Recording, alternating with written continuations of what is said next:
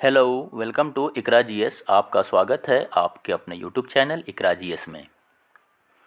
Question number 51 से start है ये प्रैक्टिस सेट। जो आपका 51 नंबर क्वेश्चन है कि परावर्तन के नियम के अनुसार आपतन कोण परावर्तन कोण से क्या होता है। ऑप्शन ए है बराबर होता है, ऑप्शन बी है बड़ा होता है, या ऑप्शन सी है छोटा होता है, या फिर ऑप्शन डी है अनंत होता है। देखिए, अगर आपको परावर्तन के नियम अगर आपको याद हो, आपने क्लास 10th में पढ़ा है, तो ये होता है आपका जो सरफेस होता है, इस पे कोई एक आपतित किरण आके पड़ती है और ये इससे टकराने के बाद ये परावर्तित हो जाती है। ठीक है, इसको कहते हैं आपतित किरण। ये जो आने वाली किरण है इसको कहते हैं आपतित किरण, और इसको कहते हैं हम लोग परावर्तित किरण। और बीच में एक होता है अभिलंब। ठीक है, ये होता है अभिलंब। और ये कोण होता है आपतन कोण, इसको आई कहते हैं एंगल, और इसको कहते हैं आर। ठीक है, ये हो गया आपका परावर्तन कोण। तो ये परावर्तन के नियम के अनुसार जो होता है, angle I is equal to angle R होता है। ठीक है, मीन्स आपतन कोण जो होता है वो परावर्तन कोण के बराबर होता है। तो इसका सही जवाब ऑप्शन नंबर ए, बराबर होता है। नेक्स्ट क्वेश्चन है क्वेश्चन नंबर 52।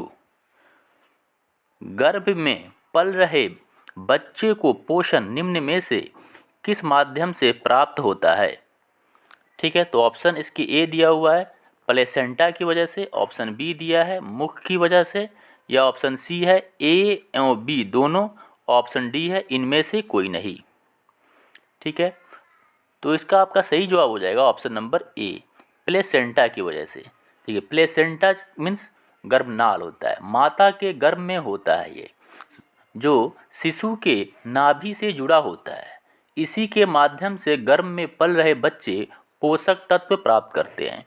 मीन्स प्लेसेंटा जो होता है, इसी के माध्यम से जो बच्चे होते हैं वो अपना पोषक तत्व को प्राप्त करते हैं। फिर नेक्स्ट क्वेश्चन देखते हैं, क्वेश्चन नंबर 53। ग्लोबल वार्मिंग किस गैस से होता है। ठीक है, जो आपका ग्लोबल वार्मिंग है इसका जो मुख्य गैस है वो आपका कौन सा है। तो ये आपका जो होता है कार्बन डाइऑक्साइड होता है। इसका सही जवाब option number B, carbon dioxide.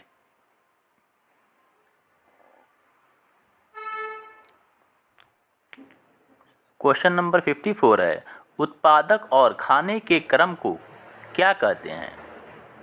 तो उत्पादक और खाने के जो क्रम होते हैं उसको हम लोग क्या कहते हैं, खाद्य श्रृंखला कहते हैं। क्या कहते हैं, खाद्य श्रृंखला कहते हैं।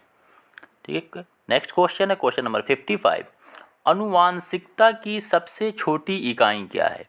तो अनुवांशिकता की जो सबसे छोटी इकाई है उसे हम लोग क्या कहते हैं, जीन।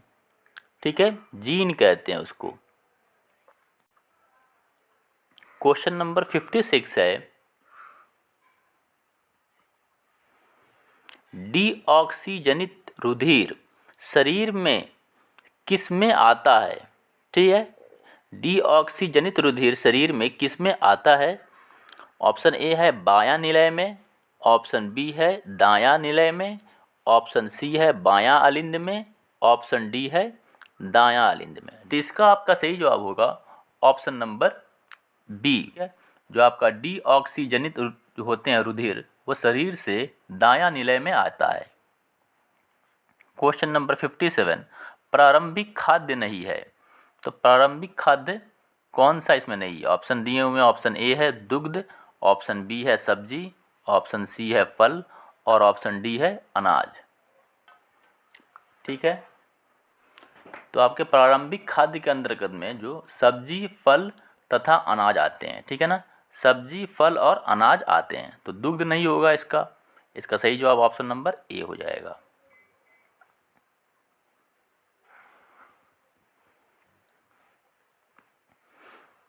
क्वेश्चन नंबर 58 है, भारत में प्रत्यावर्ती धारा AC का मान होता है। ठीक है, अल्टरनेटिंग करंट का क्या मान होता है। ऑप्शन ए है 50 हर्ट्ज, ऑप्शन बी है 30 हर्ट्ज, ऑप्शन सी है 40 हर्ट्ज, और ऑप्शन डी है 25 हर्ट्ज। तो भारत में जो AC का जो मान होता है वो 50 हर्ट्ज होता है। ठीक है, वही US में अगर पूछेगा तो यूएस में आपका 60 हर्ट्ज़ होता है, 60 हर्ट्ज़ होता है यूएस में, मतलब आपका यूनाइटेड स्टेट में। क्वेश्चन नंबर 59, टिक्का रोग किससे संबंधित है? टिक्का रोग जो आपका है ये आपका किससे संबंधित है? ऑप्शन दिए वो, ऑप्शन ए है बाजरा से, ऑप्शन बी है मक्का से, ऑप्शन सी है गन्ना से, ऑप्शन डी है मूंगफली से।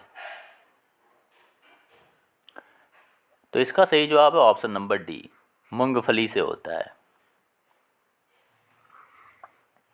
नेक्स्ट क्वेश्चन है question number 60, try basic acid है, तो ट्राई बेसिक एसिड इसमें कौन से हो जाएगा?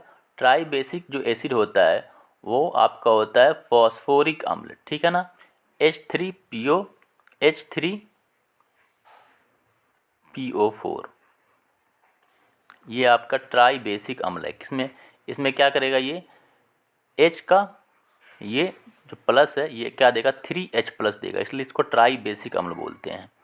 इसका सही जवाब है ऑप्शन नंबर सी, फॉस्फोरिक अम्ल। क्वेश्चन नंबर 61, एस्कॉर्बिक अम्ल किस विटामिन का नाम है? जो आपका एस्कॉर्बिक अम्ल है ये किस विटामिन का नाम है? ये आपका साइंटिफिक नेम है, ये विटामिन सी का साइंटिफिक नेम है एस्कॉर्बिक अम्ल। विटामिन ए का जो आपका साइंटिफिक नेम है इसको कहते हैं रेटिनल। विटामिन बी के साइंटिफिक नेम को कहते हैं हम लोग थायमीन, क्या कहते हैं? थायमीन कहते हैं। और विटामिन डी का जो होता है नाम, जो आपके विटामिन डी का साइंटिफिक नेम होता है उसका नाम होता है कैल्सीफेरॉल। क्या होता है? कैल्सीफेरॉल। लिख देते हैं यहाँ पे हम कैल्सीफेरॉल,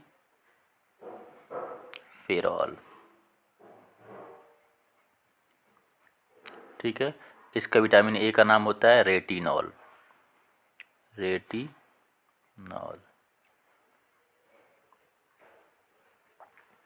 ओके, नेक्स्ट क्वेश्चन देखते हैं, क्वेश्चन नंबर 62, ठीक है। क्वेश्चन नंबर 62 है, निम्न में से कौन ईंधन वायु ईंधन का उदाहरण नहीं है? अब देखिए, वायु ईंधन हम उसे कहते हैं जो या तो पेड़ पौधे से वो प्राप्त हो या फिर जंतु से, पेड़ पौधे से या फिर जंतु से। जैसे पेड़ पौधे जैसे क्या होते हैं वो आपके सूख जाते हैं, ठीक है ना, या फिर फसल वगैरह क्या होता है सूख जाता है, तो उससे जो हमें मतलब ईंधन प्राप्त होता है तो वो पेड़ पौधे से हो गया। जंतु से जैसे आपका गोबर हो गया, ये सब जो प्राप्त होते हैं ये आपके जंतु से हो गया। तो इसमें कोयला है, ठीक है, पेट्रोल है, नाभिकीय ऊर्जा है और मीथेन गैस है। तो कौन सा होगा इसमें से आपका होगा? तो इसका आपका सही जवाब हो जाएगा ऑप्शन नंबर सी, नाभिकीय ऊर्जा, ठीक है। क्योंकि कोयला, पेट्रोल और ये मीथेन गैस ये आपके क्या होते हैं? बायो मास, ठीक है ना, बायो ईंधन होते हैं। नेक्स्ट क्वेश्चन है क्वेश्चन नंबर 63, इलेक्ट्रॉनिक विन्यास 287 वाला अधातु तत्व कौन सा है? अब ऑक्सीजन का कितना होता है परमाणु संख्या? तो 8 होता है, ठीक है। क्लोरीन का कितना होता है? 17 होता है। और नाइट्रोजन का कितना होता है? तो 7 होता है। और कार्बन का कितना होगा? 6 होगा। तो यहाँ से आप जोड़ कर देख लीजिए, 2 और 8 10 हो गया, 10 और 7 17, तो 17 ये किसका हो गया? क्लोरीन का। इसका सही जवाब है option number B. Question number 64 है, देखिए क्वेश्चन नंबर 64 है, पृथ्वी पर किसी वस्तु का पलायन वेग चंद्रमा पर उस वस्तु के पलायन वेग से होगा। ऑप्शन ए है बराबर होगा, ऑप्शन बी है अधिक होगा, ऑप्शन सी है कम होगा, या फिर ऑप्शन डी है इनमें से कोई नहीं। तो पलायन वेग वह न्यूनतम वेग है जिससे किसी पिंड को पृथ्वी की सतह से ऊपर की ओर फेंके जाने पर वह गुरुत्वीय क्षेत्र को पार कर जाता है तथा पृथ्वी पर वापस नहीं आता है, ठीक है। तो पृथ्वी के लिए जो पलायन वेग का मान होता है वो होता है 11.2 किलोमीटर, 11.2 किलोमीटर प्रति सेकंड होता है। अगर इतनी स्पीड से अगर किसी वस्तु को अगर हम फेंक दें ज़मीन से तो वो कभी वापस नहीं आएगा, ठीक है। तो इसमें इसका सही जवाब क्या हो जाएगा? ऑप्शन नंबर बी, अधिक होता है। ठीक है, कि पृथ्वी पर किसी वस्तु का पलायन वेग जो होता है वो चंद्रमा पर उस वस्तु के पलायन वेग से अधिक होगा। नेक्स्ट क्वेश्चन है क्वेश्चन नंबर 65। इनमें से रासायनिक परिवर्तन नहीं है। पानी का उबलना, कागज का जलना, दूध का खट्टा होना और कोयले का जलना। तो पानी का जो उबलना है ये आपका रासायनिक परिवर्तन नहीं है। बाकी जितने भी हैं बी, सी और डी, ये तीनों ही आपके रासायनिक परिवर्तन हैं। तो इसका सही जवाब है ऑप्शन नंबर ए। यहाँ पे क्वेश्चन नंबर आपका 66 है H2SO4। ठीक है, H2SO4 का एटोमिसिटी कितना होगा? ठीक है, तो देखिए H2SO4 में H2SO4 यहाँ पे देखिए 2 यहाँ हाइड्रोजन के एटम हैं, 1 सल्फ़र का एटम है और 4 जो है ऑक्सीजन के एटम है। इन सबको जोड़ेंगे 2 और 1 3, 3 और 4 7। तो इसका सही जवाब option number D. Question number 67। साबुन का सह उत्पादक है। तो साबुन का जो सह उत्पादक है उसका नाम है ग्लिसरॉल। ठीक है, नेक्स्ट क्वेश्चन है क्वेश्चन नंबर 68। लेंस की शक्ति का संबंध है।